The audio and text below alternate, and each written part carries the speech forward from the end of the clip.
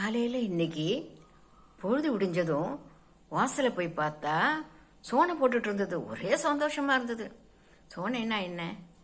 மேலேந்து பூவா விடுற அந்த நீர்த்திவலைகள், இந்த நீர் தூவல்.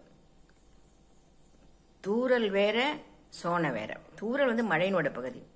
இது எங்களுக்கு ஆத்துல காவேரி அம்மா வரப்போறாங்கிறதுக்கான அறிகுறி. இது ஒரே சந்தோஷம். உடம்ப நினைக்கும், அது மனசை நினைக்கும் அந்த சோனை. ஆடி மாசம் வந்தாலே காத்து அடிக்க ஆரம்பிக்கணுமேனு கவலையோட பார்த்துட்டு இருப்பாங்க எல்லாரும். காத்து, ஆடி காத்துல அம்மியும் பறக்கும். அப்படி ஒரு வேக காத்து வரும். காத்து வந்தாச்சுன்னா இப்ப நமக்கு அந்த மழை வந்துடும். எங்க காவிரி நீர்ப்படிப்பு இதுல மழை பெஞ்சாதானே எங்களுக்கு தண்ணி காவேரியில் வரும். ஆகினால அதை எதிர்பார்த்துட்டு இருப்பாங்க. சோனை போட ஆரம்பிச்சதுன்னா தெரிஞ்சு போச்சு எங்களுக்கு. அங்கு நீர்ப்படிப்பு பகுதியில், காவேரி நீர்ப்படிப்பு பகுதியில் மழை பெய்ய ஆரம்பிச்சாச்சு. இப்போ கூடிய சீக்கிரம் காவேரி அம்மா எங்கள் ஊருக்கு வந்துடுவா இல்லையா? அந்த செய்தியை தான் ரகசியமாக சொல்லி அனுப்புகிறா சோனை மூலமானு தோணும் எங்களுக்கு. அப்படி அந்த காற்று அடிக்கிறது இல்லையா, சில சமயம் அந்த காற்று டக்கு நின்று போயிடும். ஐயோ நானா அந்த செய்ய நின்று போச்சுன்னு எல்லாம் ரொம்ப கவலையோடு பார்த்துட்டு இருப்பாங்க. என்ன காரணத்தான் நின்று போச்சு அது புரியலையே என்ன. உடனே வேதம் படித்தவங்க நிறைய பேர் இருப்பாங்க. ஒரு வருட ஜபம் நடக்கும். அப்புறம் தஞ்சாவூரில் பெரிய கோவிலில் அங்கே அந்த நந்திக்கு ஒரு மிளகு அபிஷேகம் நடக்கும். ஏன்னா தண்ணி வரத்துக்கான அறிகுறியே இல்லைங்கிற ஒரு பயம் இருக்கும் எங்களுக்கு. இந்த பிரார்த்தனைகள்லாம் வீண் போனதே கிடையாது.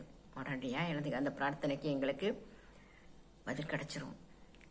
அப்பெல்லாம் இப்படி போல் சோஷியல் மீடியாலாம் நிறையா கிடையாது இல்லையா? சோஷியல் மீடியாவே கிடையாது. அப்போ இந்த மேட்டூரில் எவ்வளோ தண்ணி இருக்குது, எப்போ தண்ணி வரும், இதெல்லாம் எப்படி எங்களுக்கு தெரியும்னா 2 வழி தான். ஒன்றும் நாளிதழ்களில் அது போடுவாங்க. அப்போ படித்தவங்க படிக்காதவங்க எல்லாருக்கும் அதை நாளிதழை எதிர்பார்த்துட்டு இருப்பாங்க. 2 பேர் சந்திச்சுட்டா பேசுறதே மேட்டூர் எவ்வளோ தண்ணி வந்திருக்குதான் அதான் பேசுவாங்க. பேச ஆரம்பித்தா அதை விட எங்களுக்கு இந்த செய்தி சொல்கிற நாளிதழோடு கூட இன்னொன்று உண்டு. அதான் வானொலி. திருச்சி வானொலியில் அந்த மாநில செய்தியில் சொல்லுவாங்க. அப்புறம் அதில் ஒரு கிராம நிகழ்ச்சின்னு ஒன்று உண்டு. அதில் அந்த நீர் வரத்தை பற்றி, அப்புறம் நீர் எப்போ வரும், எவ்வளோ தண்ணி மேட்டூரில் இருக்குது, என்னைக்கு திறக்க போகிறாங்க, அது எப்போ கடமடை வரைக்கும் எப்போ போய் சேரும், நான் என்ன விதமான விவசாய வேலைகளை இப்போ ஆரம்பிக்கணும், எல்லாம் விழாவாரியாக சொல்லுவாங்க. அது விவசாயிகள் ரொம்ப பயனுள்ளதாக இருக்கும். இது 2 தான் எங்களுக்கு வழி. ரொம்ப அழகான 2 ஊடகங்களும் ரொம்ப அழகாக எங்களுக்கு உதவும் அப்போ அந்த காலகட்டத்தில். இப்போ மழை வரதை பற்றி தெரிஞ்சு போயாச்சு. மழை வந்தாச்சுன்னு தெரியும். காவேரியில் தண்ணி வரப்போகிறது அப்பெல்லாம் வந்தாச்சு. அப்போ எவ்வளோ நிகழ்வுகள் இருக்கணும்.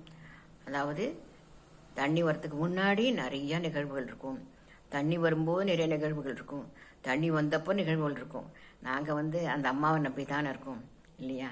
அந்த காலத்தில் இது காவிரியில் தண்ணி வரது விவாத பொருள் இல்லை. எங்களுக்கும் இயற்கைக்கும் உள்ள ஒரு பந்தம், எங்களுக்கு இயற்கைக்குள்ள ஒரு ஒப்பந்தம், அன்பான ஒப்பந்தம்.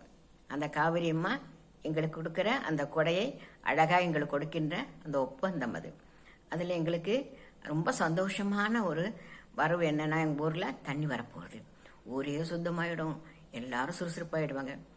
அப்போ தண்ணி வரத்துக்கு முன்னாடி என்ன நடக்கும், தண்ணி வரும்போது என்ன நடக்கும், தண்ணி வந்தப்பறம் என்ன நடக்கும் நினச்சி பார்த்தா ரொம்ப சந்தோஷமாக இருக்குது.